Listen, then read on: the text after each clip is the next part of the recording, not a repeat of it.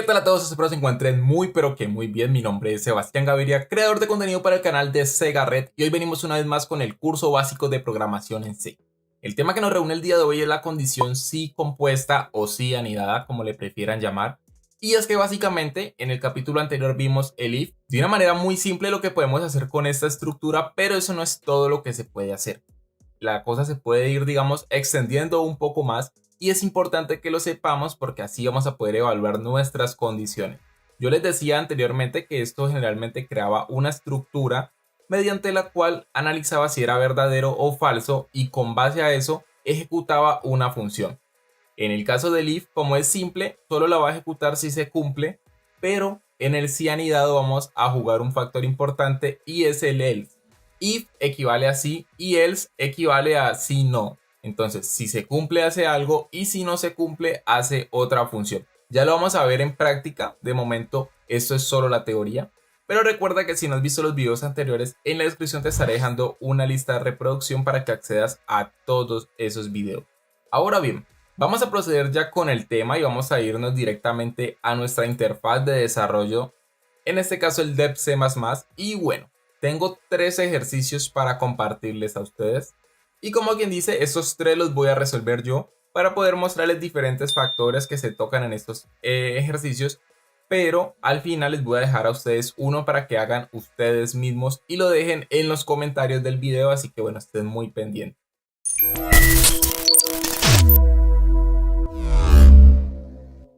Bueno, voy a proceder antes de todo esto a explicar la estructura básica de lo que es el si compuesto. Para eso vamos a escribir primero la estructura básica de nuestro programa. Esa no cambia.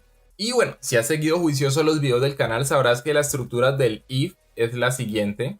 Y para hacerlo de forma compuesta tendríamos que agregar el else, que como lo dije significa si no. Es decir, en el if va lo que se cumple si la condición arroja verdadero. Y en el else se ejecutaría si la función o la condición es falsa. Es importante que entendamos este orden. Ahora bien, vamos a plantearnos un ejercicio, aquí ya lo he escrito, que nos dice, vamos a crear un programa que permita saber si un estudiante aprueba o reprueba un curso, teniendo en cuenta que si su promedio de 3 calificaciones es mayor o igual que 3, aprobó, y en caso contrario, reprobó. En este caso, pues bueno, hay que saber antes que nada entender los ejercicios cómo se nos plantean para evitar inconvenientes o problemas de lógica.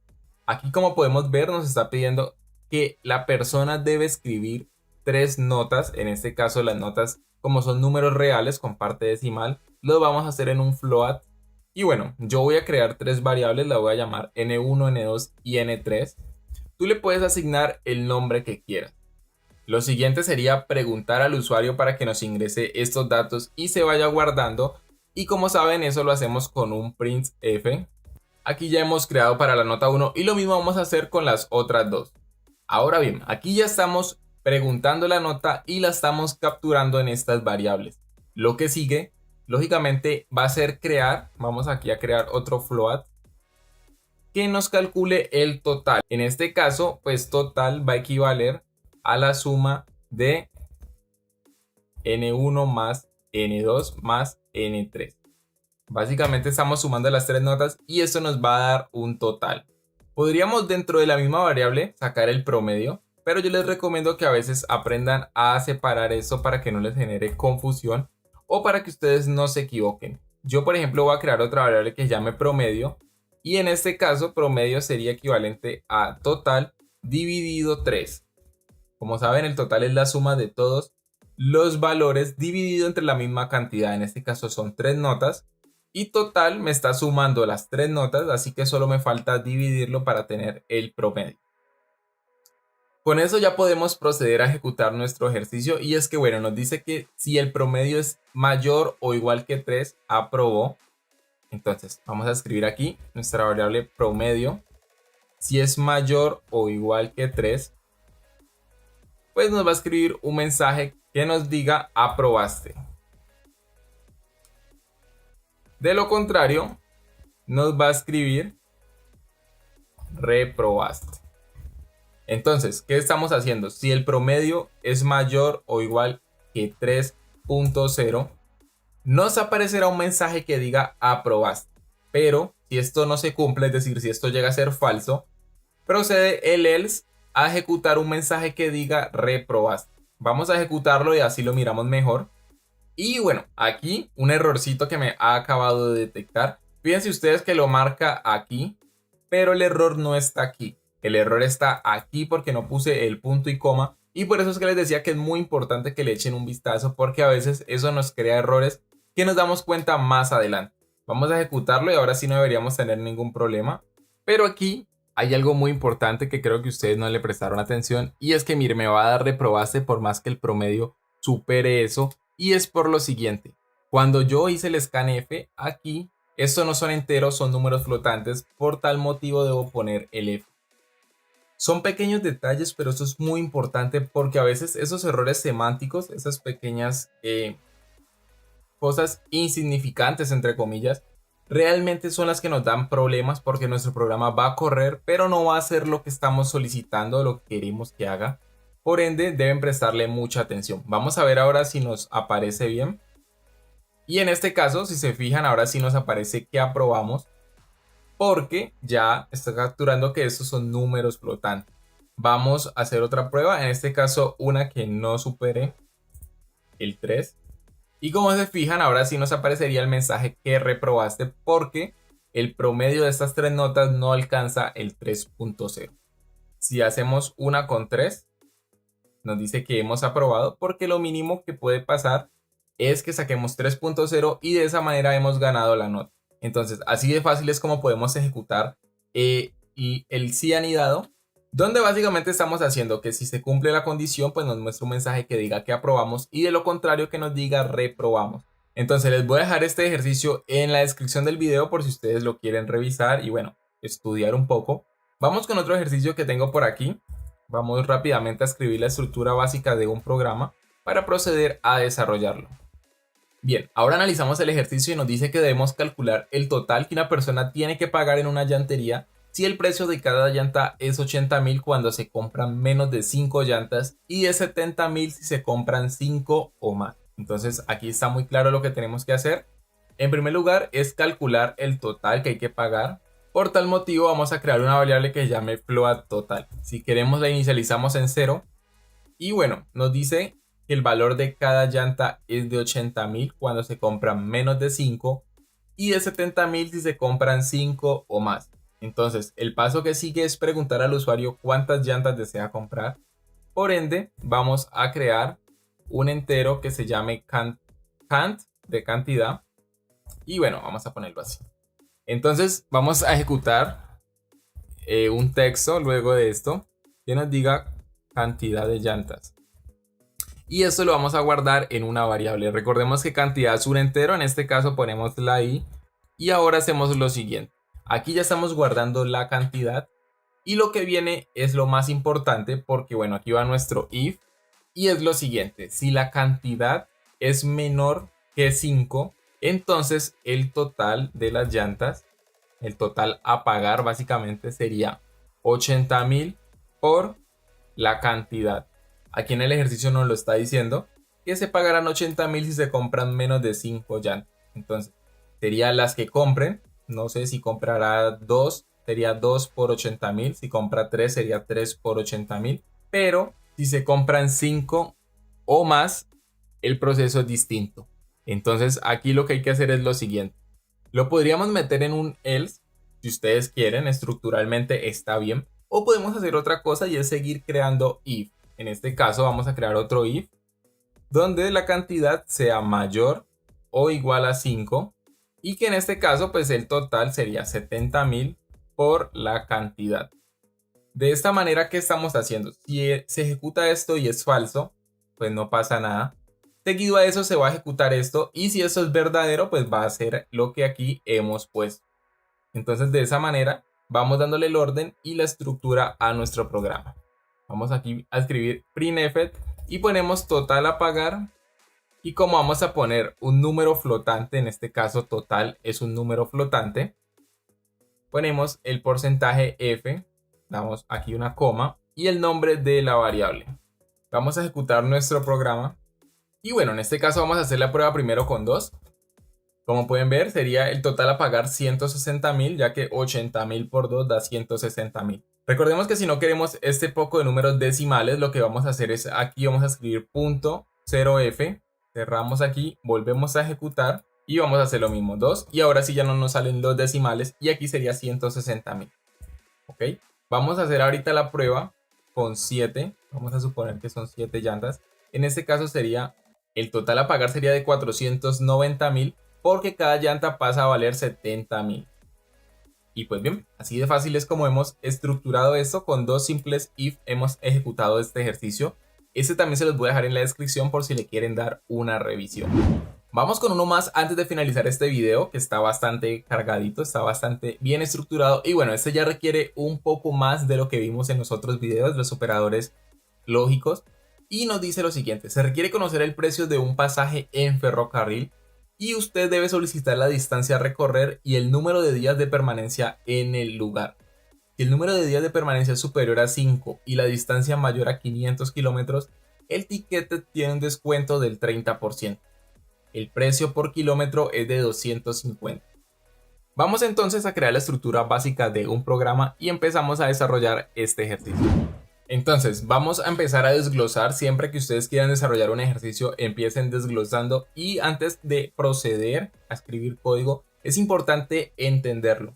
Hay profesores que obligan, o bueno, exigen a sus estudiantes que deben desarrollarlo en un cuaderno previamente, crear un diagrama de flujo, y bueno, son maneras de enseñar, son maneras de explicar, pero a priori lo que tú tienes que saber o entender es cómo se va a desarrollar este ejercicio primero en tu cabeza y luego lo vas plasmando. Que surjan cambios en el camino es normal, pero bueno, en primer lugar yo siempre empiezo analizando qué tipo de ejercicio de operación voy a requerir, y en este caso nos dice que debemos solicitar distancia a recorrer y números de días de permanencia en el lugar. Entonces vamos a crear dos variables, las voy a crear de tipo entero, que se llame distancia y la otra que se llame días.